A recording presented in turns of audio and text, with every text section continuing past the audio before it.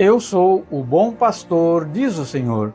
Eu conheço as minhas ovelhas e elas me conhecem a mim. O Senhor esteja conosco, Ele está no meio de nós. Proclamação do Evangelho de nosso Senhor Jesus Cristo, escrito por São João. Glória a vós, Senhor. Em verdade vos digo, que quem não entra pela porta no aprisco das ovelhas, mas sobe por outra parte, é ladrão e salteador. Mas o que entra pela porta é pastor das ovelhas. A este o porteiro abre e as ovelhas ouvem a sua voz. Ele as chama pelo seu nome e as tira para fora. Quando as tirou todas para fora, vai adiante delas, e as ovelhas seguem-no, porque conhecem a sua voz. Mas não seguem o estranho, antes fogem dele, porque não conhecem a voz dos estranhos. Jesus disse-lhes esta alegoria, mas eles não compreenderam o que lhes dizia. Tornou, pois, Jesus a dizer-lhes: em verdade vos digo, que eu sou a porta das ovelhas.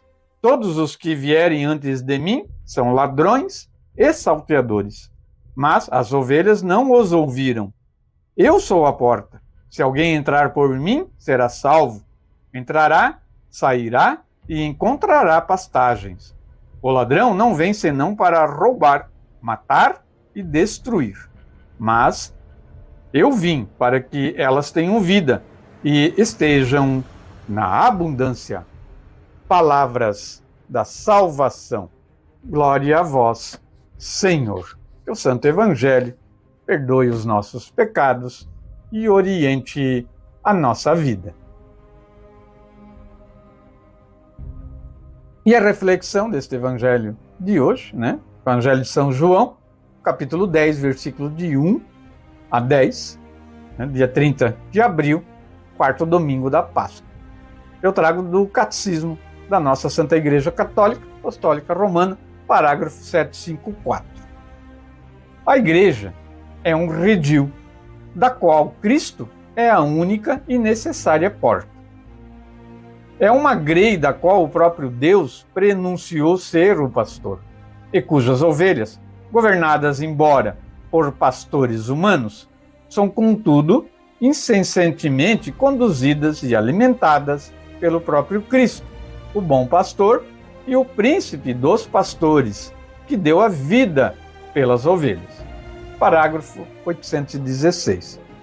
A única Igreja de Cristo é aquela que o nosso Salvador, depois da ressurreição, entregou a Pedro com o encargo de a apacentar, confiando também a ele e aos outros apóstolos a sua difusão e governo.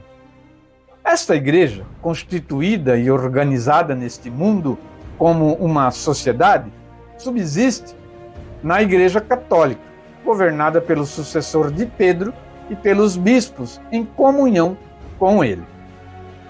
O decreto do Segundo Concílio do Vaticano sobre ecumenismo explicita: com efeito, só pela Igreja Católica de Cristo, que é meio geral de salvação, é que se pode obter toda a plenitude dos meios da salvação.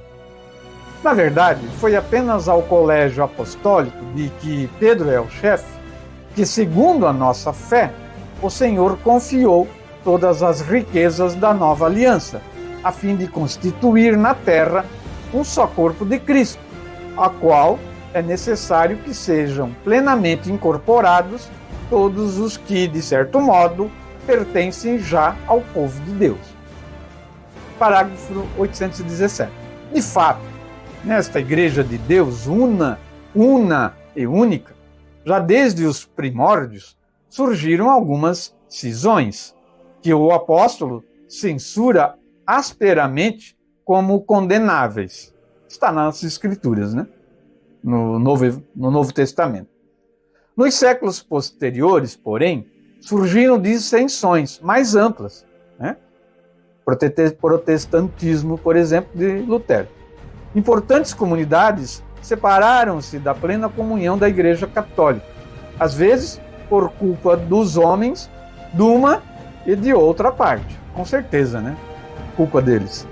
As rupturas que ferem a unidade do corpo de Cristo, e são a heresia, a apostasia e o cisma, devem-se aos pecados dos homens. É isso mesmo, né?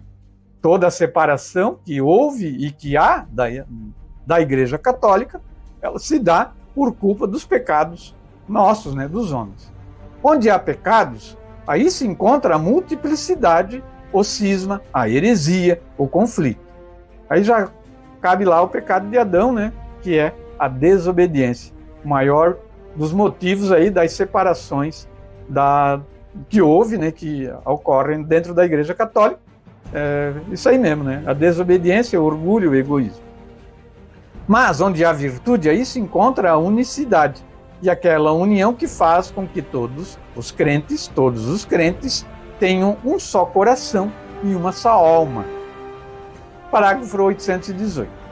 Os que hoje nascem em comunidades provenientes de tais rupturas e que vivem a fé de Cristo não podem ser acusados do pecado da divisão. A Igreja Católica abraça-os com respeito e caridade fraterna. Justificados pela fé recebida no batismo, incorporados em Cristo, é a justo título que se honram com o nome de cristãos, e os filhos da Igreja Católica reconhecem-nos legitimamente como irmãos no Senhor, né? Mas isso não quer dizer que a Igreja Católica aceita, né, a doutrina dessas outras congregações, dessas outras igrejas.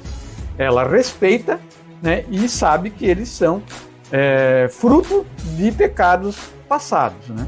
E que, se for possível, devem se reintegrar dentro da Igreja Católica, que é a Igreja de Cristo, onde Cristo é a cabeça. Fiquemos com esse pensamento para a reflexão deste domingo.